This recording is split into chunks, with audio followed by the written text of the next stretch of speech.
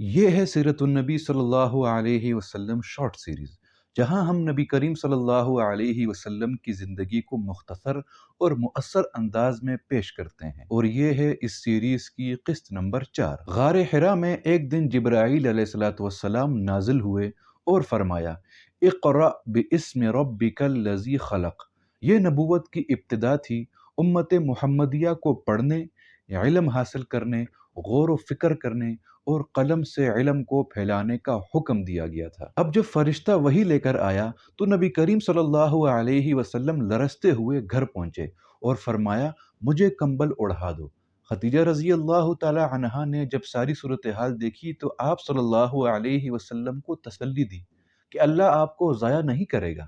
آپ سچ بولتے ہیں، امانت دار ہیں، دوسروں کی امداد کرتے ہیں۔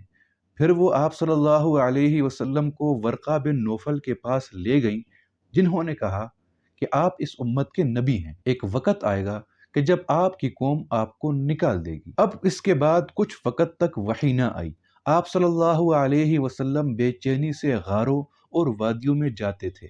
پھر اللہ نے حکم دیا، یا ایھا المدثر، اے چادر اوڑھنے والے، اٹھو اور خبردار کرو۔ سب سے پہلے خدیجہ رضی اللہ تعالی عنہا، حضرت علی، حضرت زید بن حارثہ اور ابوبکر صدیق رضی اللہ تعالی عنہم اجمعین ایمان لے آئے۔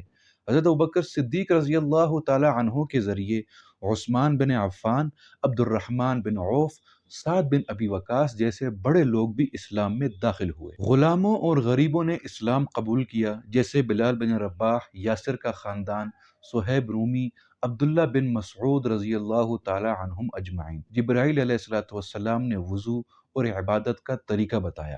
قریش کے سردار ابو جہل اور ابو لہب کو ابھی اس دعوت کی خبر نہ تھی۔ یہ اسلام کی ابتدائی روشنی تھی جو آہستہ آہستہ مکہ میں پھیلنے لگی۔ نبی کریم صلی اللہ علیہ وسلم نے ابتدا میں دعوت کو خفیہ رکھا تاکہ متشدد لوگ رکاوٹ نہ بنیں، یہاں تک کہ چچا ابو لہب کو بھی خبر نہ ہونے دی گئی، کیونکہ وہ شدید ترین دشمن تھا۔ چچا ابو طالب نے اتفاقاً آپ صلی اللہ علیہ وسلم کو حضرت علی رضی اللہ تعالی عنہ کے ساتھ نماز پڑھتے دیکھ لیا، مگر وہ آپ کے حمایتی بنے۔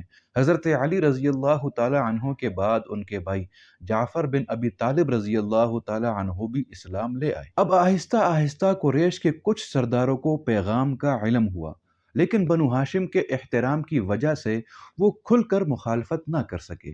انہیں لگا کہ یہ چند لوگوں کی سوچ ہے جو آئندہ دنوں میں خود بخود ختم ہو جائے گی۔